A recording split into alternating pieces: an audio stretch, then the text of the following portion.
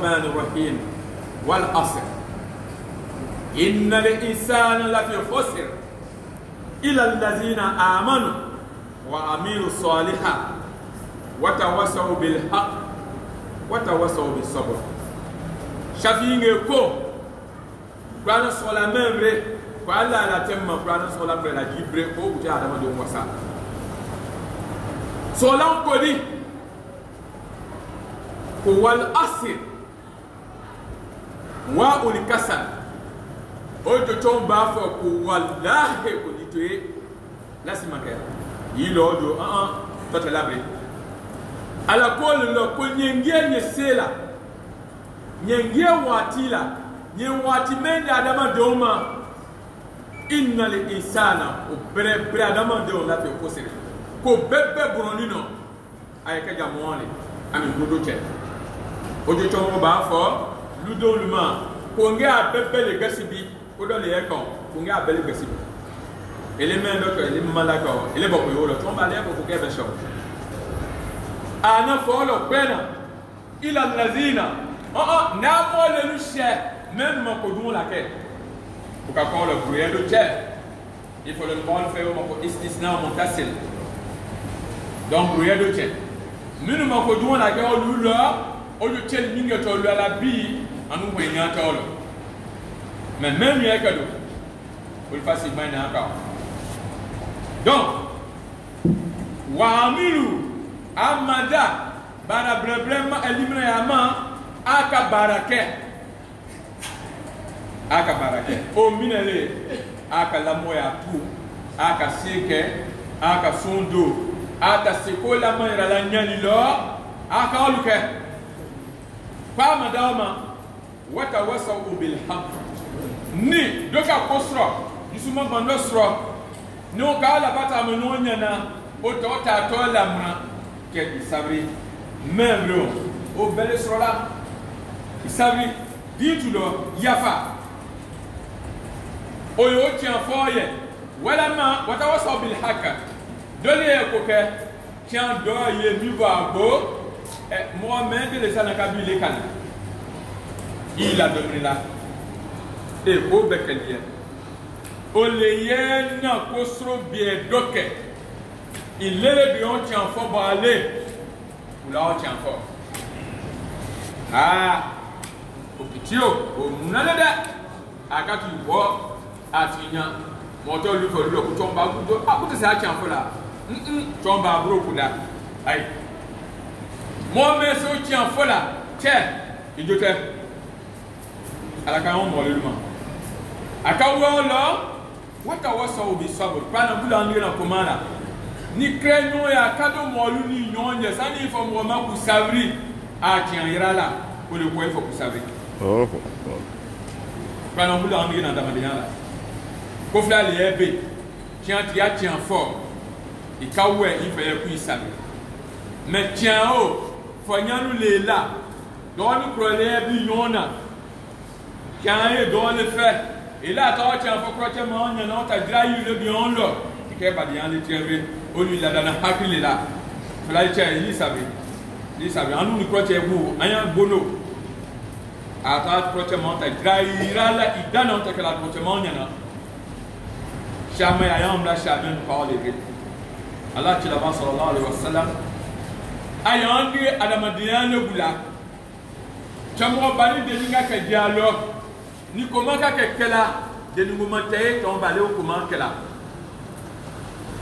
tomber comment que là ni de non ka comment que audio n'y a même que démocratie ou quoi comme na ama ambe de là donc comme on venu non na li tianle avec non na sabe quoi na yo fo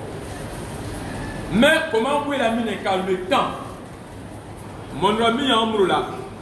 et muminga la table kata et comment balé fo la amé ase gwaningre ngro be ku yaki amale magbena re kulele ki amama ki amati le magbena de ikule tala ki amasala o san la le tala fi mizala moy le benale kati magbe il le benale doli menule e magbena doli menule o la ki kuma mais doli bel briment o le ciel al farq bayna al kafir wal mu'min asolat moye fanya fo e joju ya bebeke e kosu ya bebeke ni tisela ni ka kisela ane fa mo kafri ane fa mo akurune adu man na ane fa mo kafri moya yani ko luti a son ludo a dele ni ko luti mo luma a simon ni mo luma ati sela ane fa mo kafri on ya famo ni tisela e vraiment ko kafri kasa gatma fa mo kafri mais adu mani adu sela ni kasa ane fa mo kafri un c'est comment mais ni mo do mani ni oti kata kiyama anya lima mu bati sioma anya mo bre la ba o sioma parce que ta jo ko yan ko so mais on y chama so te kenede donc en main voilà en nous vacances don lui en nous so diani que mais ainsi ay no no amre ka siele buke parce que kado dolda il me ko siete chama ya le ni siye do nyanga bo chama ya la iteke chama le ni siye nyanga bola iteke chama le da o san la lo foi le kana ande se ka siye ke mais siye ta ko kwena ula kan ki nyani ki beki vite condition lula abenya fo no adama do ku fasio ko le lo en se même que la afisa adama do facilement ni kase d'autres lui fait au lui on fier adama do tala sudulo wati menare basi quantité lo la di kaka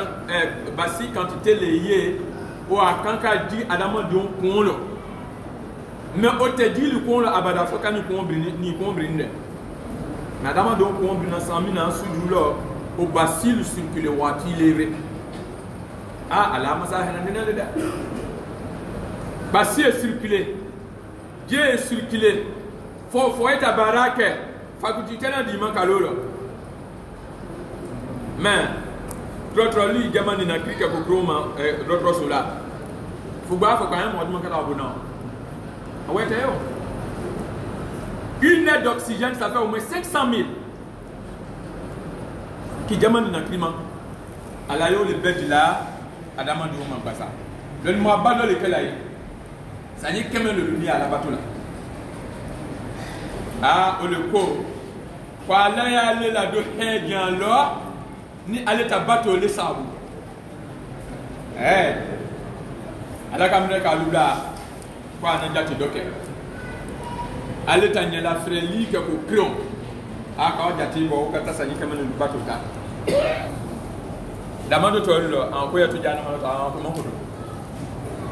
donc igba seta mani yireye onyama balele na la ya mi adama de we imen mengela comment quand et fitre l'aller à la brûlure ça n'est assez trop mal fait ne trop chroné flamand que le tympan au lo tala nous so abeku nyema il a femme ala lo bekela adama de we